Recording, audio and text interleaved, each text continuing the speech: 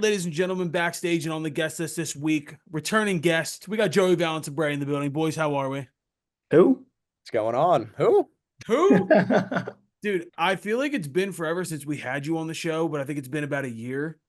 But it legitimately feels like it's like within the span of your career, it feels like it's been like 5 years. Cause I remember like talking to you guys and like punk tactics had just taken off and all this shit. And I felt like I had a secret. And then I like look now and there's just crowds screaming that they're the baddest bitch in the club, and I don't even know what the fuck is going on. So congratulations.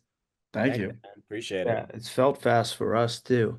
I Yeah. mean, like we've had three albums come out in 3 years, and it felt like we've gained like 25 years of our life, but it's all worth it. We're having the best time ever. Yeah, I mean, one, the music has changed a lot, and I don't mean that in a bad way. I mean that in a good way, and I want to get into the new album. But like, it's funny to me that like I found you guys, and so many people found you guys from like clips on IG or TikTok, and then I checked right before the new album came out, and you guys had wiped everything. So like everything that people originally found you from, like those lo-fi videos and shit, it's just all production value, and it's totally different. So to watch you step away from just being like a social media rap duo to actually now like fucking festivals, main stages. It's crazy. Yeah.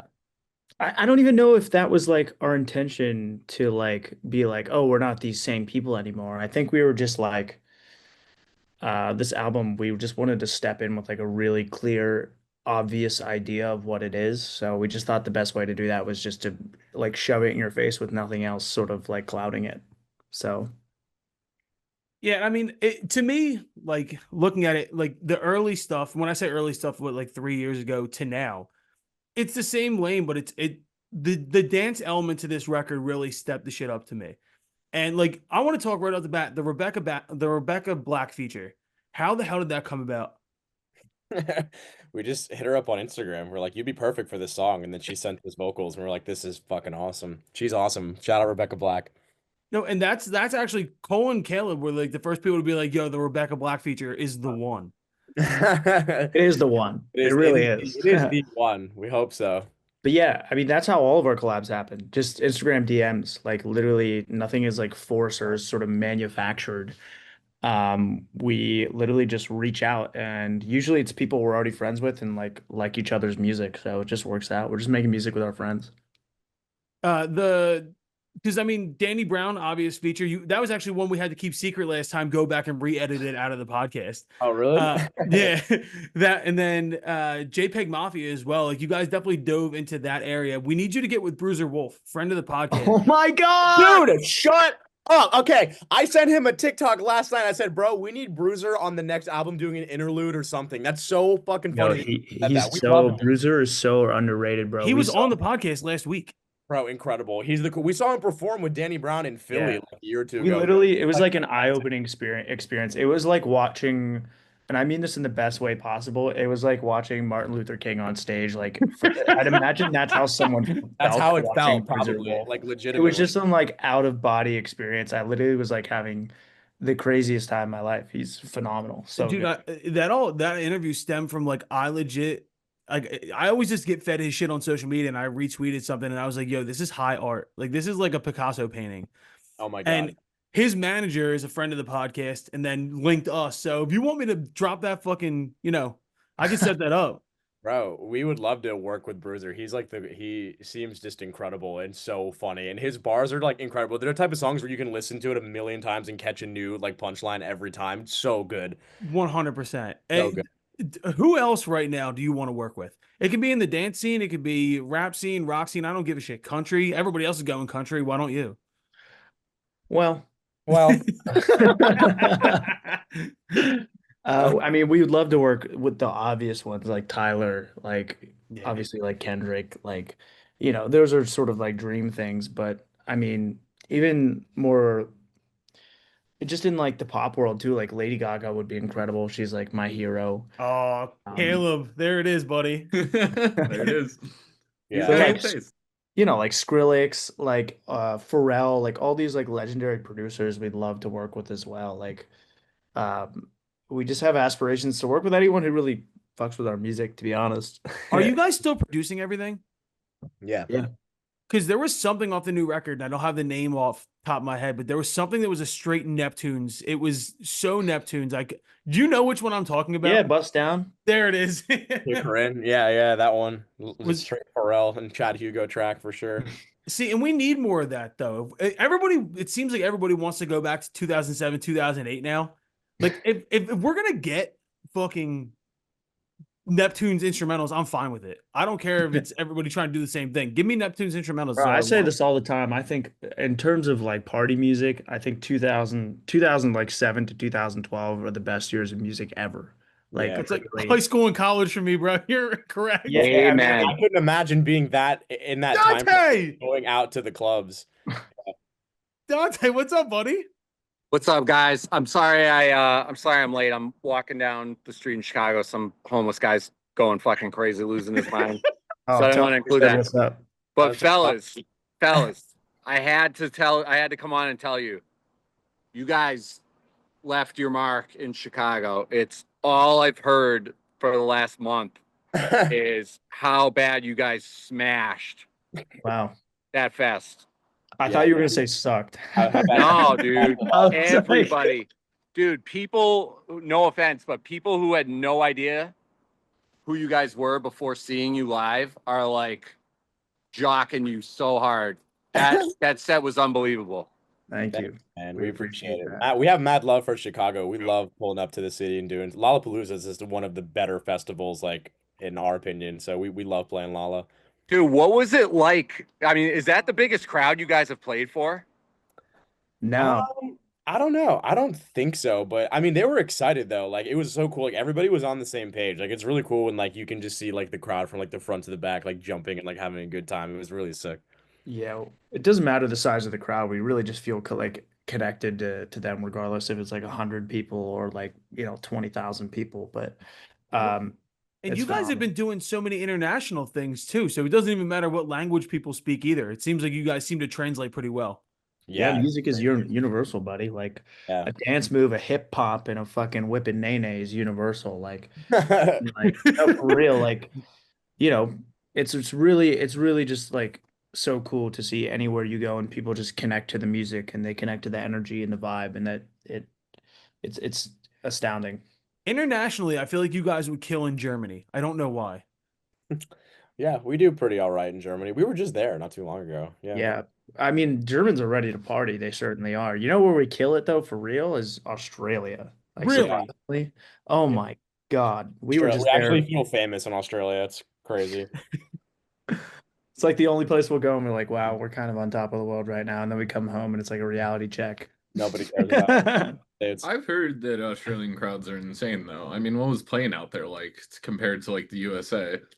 Yeah. Was it like phones down, just everyone bouncing, like same effect, or what?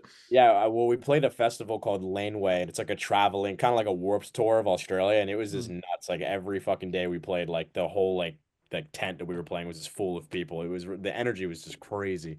Real was quick, fun. have you ever heard the conspiracy theory that Australia isn't a real place? Well, we were there, so No, you weren't. No, you weren't, dude.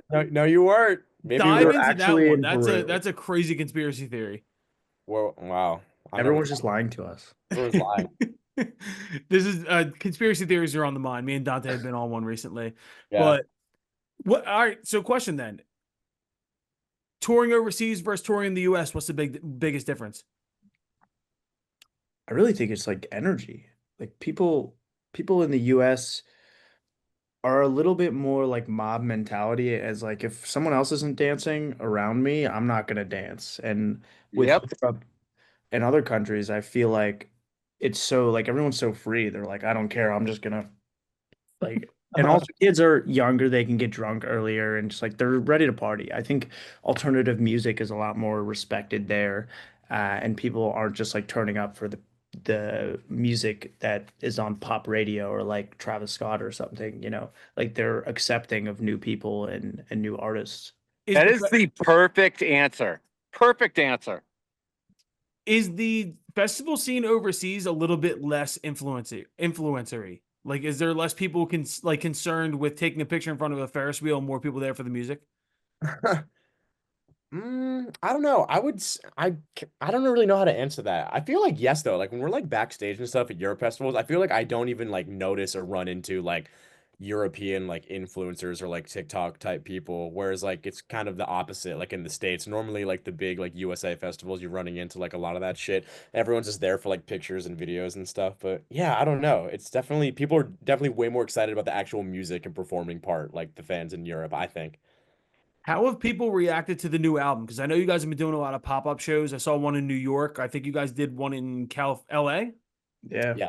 Yeah. What, because it is a little bit of a change of pace for you guys. Once again, more heavily dance influence. Like, have you seen a good reaction out of the crowd so far? Yeah, totally. I think those shows not only gave us like an early look into how people are going to respond to the music, but it just shows us how connected we are to our fans and how much they're connected to us. Like it's a symbiotic relationship, and just like it's really cool that we can switch it up sometimes, and they're very accepting of it. And it was that LA show specifically, just the amount of people that turned out. We honestly thought like maybe like 200 people would show up, and it was fucking packed. Like it was over, I don't know, like what it was, 1,200, 1,500 people that showed up. It was so cool. It is wild to see because, like, I guess from an outside perspective, like, I have been following you guys for a while, and to like see this shit just grow exponentially like that has to be a little bit nerve-wracking to like throw a free show in a parking lot basically and be like, I hope people show up because this shit would be embarrassing if they didn't. And that was nuts, dude. Yeah. Yeah, that show was really, really fun. It was just super sick. What But acts kind of good?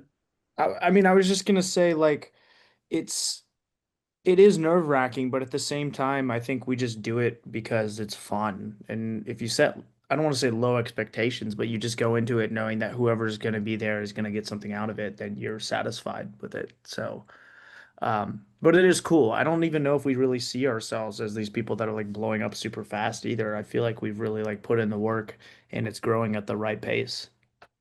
It definitely is, and I think it's just exciting to see young artists who are willing to take a chance and do different things. I know you mentioned Skrillex earlier. Like, is that kind of an example for you? Because I see you have a Skrillex vinyl in the background, like someone who took a left hand turn and went and did something completely different, going from screamo and doing dubstep. Like, and Yeah.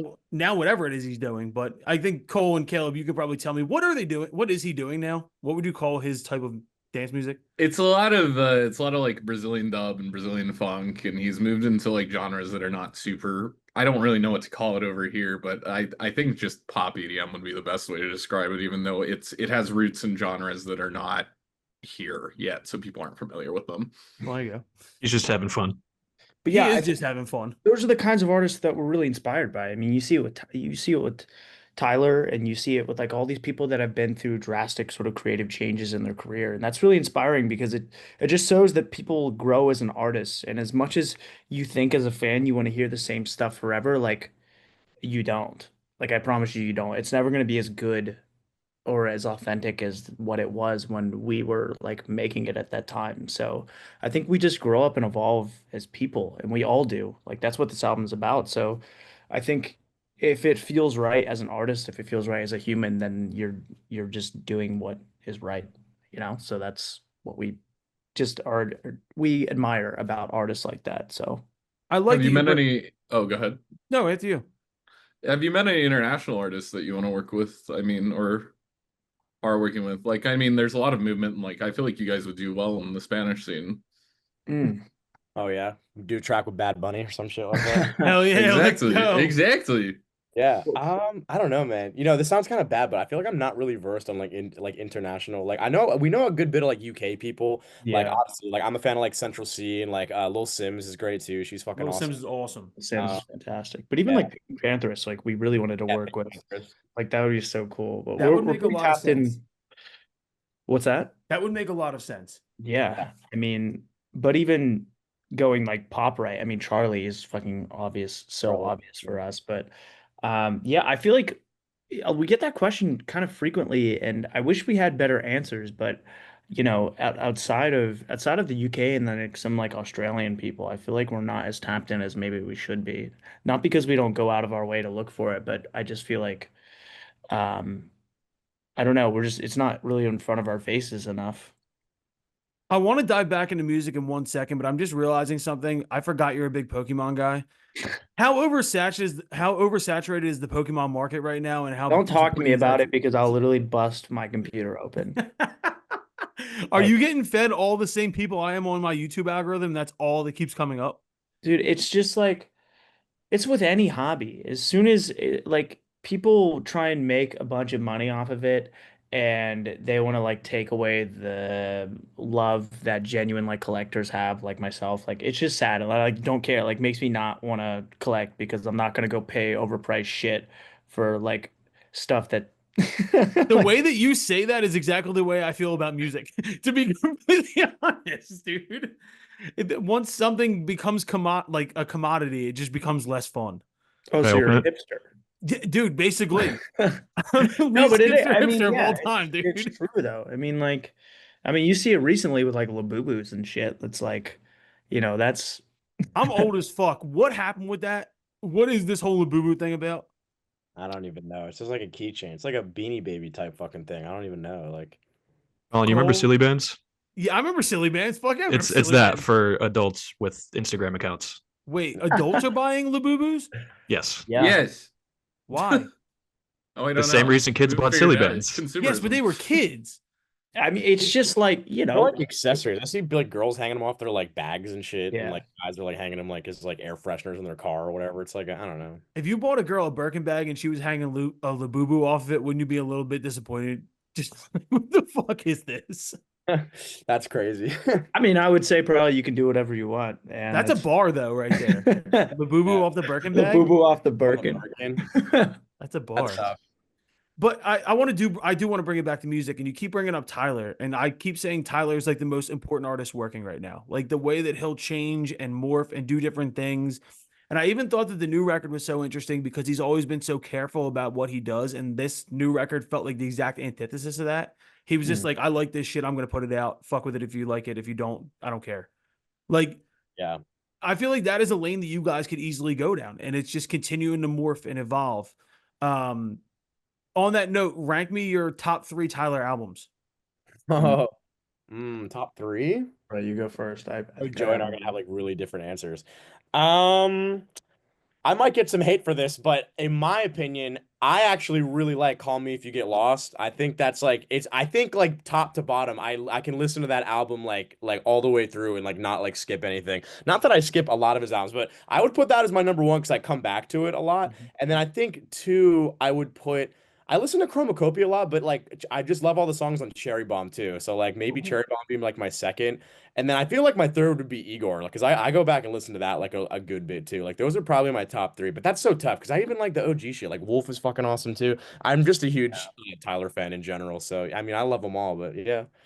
Yeah, I mean, I'm pretty much there with Bray, but I'd say my number one that I return to most is like probably Igor. That's like a basic ass answer, but it's like such a generational album. Two, my number two is Cherry Bomb. I literally listen to a lot of songs on that so many times. And number three is Flower Boy. Like every song on that is just a Yeah, fucking Flower Boy. banger. So Flower Boy is the most important record in his discography because that was like yeah. the switch from like old Tyler to new Tyler. That's true. Cherry Bomb gets so much shit from people, like critically. I love Cherry Bomb. Like Two Seater is like a top 10 song for Oh, me Two in his Seater is discography. such a good, it's like top Tyler song. I think Smuckers is like my most played song every year on Spotify Wrapped. I listen to that song like at least once a day. Like Yeah, that's first of all, that's a great Wayne verse. It's such a weird Kanye verse, and it makes me happy every single time I listen to it. dude, it's fucking awesome. But Yeah. no, I think like Tyler getting the flowers that he deserves is important for like the future of hip hop in general because I think it's going to encourage more people to get weird and do different things and try and get out of their own comfort zone. Yeah, his influence is crazy. It's already happening. I mean, there's so many kids on TikTok that I mean, Joey and I are even discovering. There's like they have like 100 monthly listeners on Spotify, but their music is fucking crazy, and you can hear the influence, especially like from Tyler. Like he's inspiring a whole generation of kids to make like just wacky, crazy sounding fucking music. So it's cool. Not only that, I feel like he inspires people to actually like care about their craft, Hmm. like care about even building a world or building like a purpose for their music, not just throwing it out there and putting like a shit like album cover like together like or like an AI shit or whatever. Like it's real art. And so a lot of music is meant for different reasons, but I think for music in that lane specifically, he's really inspiring people to just care about their art. So What was the impetus behind Hyper Youth then? Like, what was the purpose? If we're talking purpose, like, what was the purpose of the new record? yeah, I mean, like I said before, it was a lot of talking about sort of the change that's happening in our life, and we grow as artists and we grow as people. And as much as we like dancing and it's like supposed to be this thing that forces you to dance, we're all growing up, and sometimes like that's scary. But at the end of the day, like we're here and we're having fun, and we're not going to lose this sense of ourself. A lot of people grow up and they become cynical, and like, you get a real job and it's like sad. Like you just become this gray person. And I think we're just saying like keep that sort of life alive as you grow older. And it's a scary thing, but we're all here to just enjoy it. So that's a lot of what it's about. It's a great explanation. I feel that actually. I do. Um, Old ass. what'd you say? Old ass. Fuck you, bro. How am I 33 and I'm the old motherfucker in the group? That's crazy. Because you're 33. I feel older because I have 2 kids. You I can have, feel old when you're 16. That's the thing. Like, that's a fact. as soon as you even like are going through high school, and maybe some of your friends aren't going to college, or like as soon as you graduate college, people go off and get real jobs and you're like, well, I want to make music. It's like, shit is like real. And that's like what we're reflecting on. Like we've been like kind of thrown in this industry and we're blessed. Like we're not complaining at all. And I think that's a mistake that people do, because how can I complain about something that's I've wanted all my life? And like me and Bray, we work our asses off to do this. And there's not a moment that goes by where we don't appreciate it, but it's just like reflecting on the fact that it's it's like scary. It's like an unknown place for us, and we're trying to just navigate being a human like while all this is happening and while we're growing older and experiencing new things. How does that synergy work as like a duo? I mean, like obviously you are two separate people, you have two separate things going on in your lives. When you come together and make an album like that, how do your different life experiences transfer into one song? Yeah, I mean, I think that's the magic of JVB, it's just we are two different people, and we listen to a lot of different styles of music, and we have different skills when it comes to creating together. And so I think just like the differences between Joey and I, as much as the similarities, as much as it works together well in a workflow, like that's also kind of what like makes everything kind of contrast. So that's also why we wanted some different features on the album, because our voices get fucking annoying the whole way. Yeah. Some different voices to contrast it all. But as far as a work and a creative flow goes, I mean, it's incredible. Joey produces everything, and we both write our own verses, and we come together and try to write like catchy hooks and stuff. So yeah, man. I mean, it's cool. Do That you really is the biggest thing though. I mean,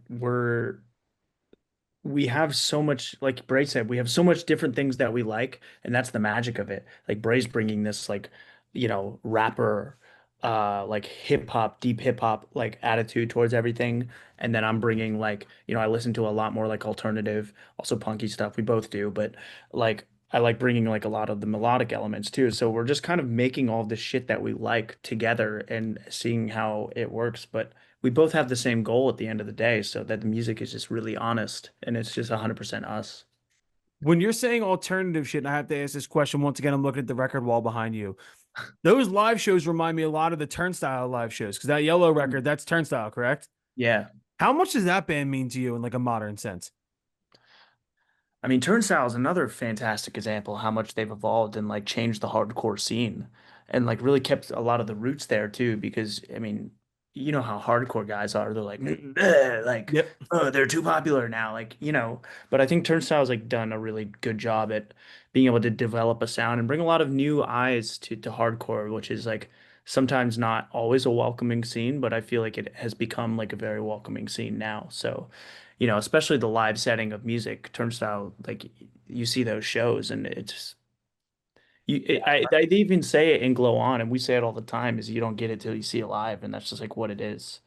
Yeah, So I was fucking sick too, because I feel like they do such a good job of bringing like an artistic view to hardcore, like Yep. just all of like, especially on the newest record, like there's all these like ambient like floaty fucking noises on it and shit, which is so dope. And then also just like their music videos and the way they capture photos and like just all the colors and the imagery, like it's a really really artistic view on hardcore, where hardcore normally is the complete opposite of that. It's just like black and white, like you get what you get. It's like small sweaty like fucking room. So it's really cool how they've kind of like blossomed like the view of hardcore hardcore. It's pretty sick. Yeah, it is cool to think of like a hardcore band's album cover being pink clouds. You Yeah, know what I exactly. mean? Like it's a dope way to actually do that genre. Totally. And we've kept you guys for a bit. We want to let you go. You guys are always welcome back. Caleb and Cole, I know you guys are more on the production side. I feel like this would be a good opportunity to ask anything specific production wise to Joey. I have one to start out. What's your program of choice? What's your DAW of choice?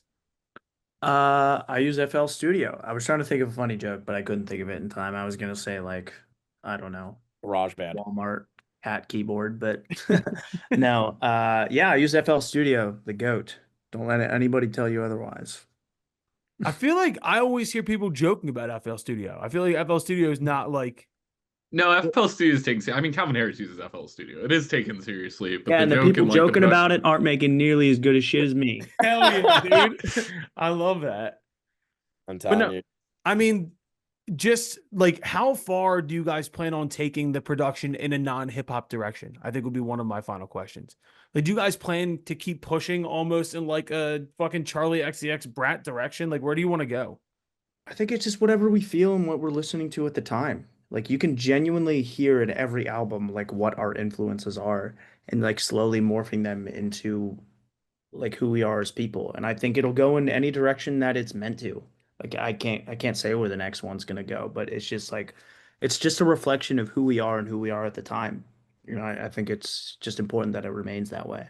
So Yeah. but yes. Yeah, I agree. It does. It's gonna go where it's gonna go. I mean, like during HYPERYOUTH, I was listening to a lot of shit. I was listening to like West Side Gun and Freddie Gibbs, but right now I'm listening to like fucking Radiohead and like shit like that. Shit's So about to get real ethereal and real depressing. I like who knows, that. man? I don't want to say depressing. Come on now. I mean, that's the thing too. Just like growing up, it's just like life happens, and I mean, we're kind of young right now, but like fucking life happens, and we have shit to talk about. So who knows where it's gonna go? I don't know. Parting question for each of you. Bray, I know you're a big car guy. What's on your mind right now? What are you looking for? Well, I'm like my dream. So I really want to get like a Ferrari 458, like a 2012 or like 2014 458, like naturally aspirated V8. That would be really fun. Right now I have a BMW M2 6-speed manual, which is really fun. I just got done like modding the crap The out of it. G82? No, not the newest one. I have Oh, the prior. Hell I yeah. have like the OG M2. I love it. Yeah, but yeah, man, I want to get into an exotic eventually because I think it'd be fun. But I don't want it forever. Like the goal is Porsche. Like I want like just a GT3 6-speed. Like I'm not even an RS. I want to keep it manual. Like I really want to get. And then my dad and I like love old Porsches. We've never owned one. I want to get my dad like a 964, 911 Porsche, something like that. Do you But like one, the ST? yeah, that'd be sick. Yeah. Doesn't Dante drive a Porsche? He's a Cayenne. He's got the mom version. That's still sick though. It's still Porsche. Whatever. I'll take it. I It's the remember same thing as the Lamborghini Urus, so he can tell you that. Right. I remember Dante picking me up from the airport one time in that, and I was like, I didn't know you were driving a Porsche, dude. What the fuck? I drive a Toyota. It's like, what's the point in getting one if you're not going to get a sedan, though? It's like, come on. Yeah, Oh, I know. If you're 100%, not gonna get like a 100%. coupe or like a, you know what I'm saying? Yeah, I sure. can't wait to send this to him. I I'm just can't gonna wait to clip send this this part to and just him. talk shit on the fact that he drives a Porsche, and we're like, you fucking nerd. I love that. What is next for you guys, though? Are you going back out on tour or working on new music? What are we doing? Back on tour. Go get your tickets at jvbsucks.com right now for our North American tour. We're heading out. We're going to be all over the place, and then we're going to be in Europe in November for a little bit for the HYPERYOUTH tour, and then a little bit of a break, and then we'll be back to it. We're always touring, man. I'll see you in Columbus. Got tickets. Oh, let's go. And we'll see you there. Boys, I got one question for you. quick. What's up? First of all, Joey, I found you in 2019. You came up on Shine With You on Apple Music. Oh, wow, that's a deep cut. Deep cut. So I've been like following you ever since then. And I remember it because you used a Cymatics like clap build in the second drop. And that's like stuck in my head. Shout out Cymatics, brother. So anyways, haven't told anyone this. We're probably going to cut it out in the interview. But we got booked for Lost Lands, and you guys are in like every set. You got sampled by Eptics. I know, it's so cool. You got a song with Pendulum, and a whole bunch of EDM artists use you. I wanted to ask you if you could pick one verse, and I want to answer from both of you. If you could pick one verse or song to sample for a dubstep or bass set, what would it be? Do you mean like one of ours? Yeah, from you. Yeah, from you. Man. I feel like just from a production standpoint, I feel like the lyrics from Like a Punk would make a good like Yeah. pre-drop like type thing for something like crazy dubstep, but that's the first thing. Drop too. I Yeah, think Ray Volpe just used drop in like a song too. yeah, shout out Ray Um, Volpe. but like even like the party song that we just did, like I like to go out. But I mean, we just like love EDM. Like that's the coolest thing because those guys are some of the first ones to show love to us was like that community. And so I mean, you look at my fucking wall back here, like I Yeah, love Yeah. all that kind of stuff. We went to Lost Lands like a couple years ago. Shout out LS Dream, shout out Crank That, shout out Ray Volpe, shout out Barely Alive, like all those guys, like Flux Pavilion, like they're all so Yeah. nice to us when we first met them, like really cool guys. Hell yeah. Apache, shout out Apache. We're gonna track with him. Yeah, crazy man. Hell yeah. All right. Well, I mean, it's a cool moment for me because I'm a big EDM head, and So you're just playing Lost Lands coming up? yeah. Well, it's silent disco. It's nothing crazy, but Doesn't matter, man. yes. Let's fucking go, man. That's Congrats. really cool. Exciting as I wish fuck. we could go. We're gonna be on tour. Like I might cancel the tour just so we can go to Lost Lands. But no. Well, Yeah, I'll try on to tour. see you in Columbus. We're gonna be on tour and it's gonna be awesome and we can't wait. So Yeah, You man. don't know how happy that just made me to hear Cole ask like a serious question. That made me so happy. I'm so proud of you, Cole. Proud of you, Listen, Cole. listen. Thank you. that's what dubstep does to a motherfucker. Make sure, yeah. Makes you serious. Love it, man. Well, we appreciate you guys. Back on whenever you want to. Go see him on tour. Joey Valence Brae. Appreciate you guys. We'll see you soon. All Yeah, right. thank you, fellas. Appreciate Thank you it. guys. Appreciate Thank it. you. Hey, boys. We'll see you later.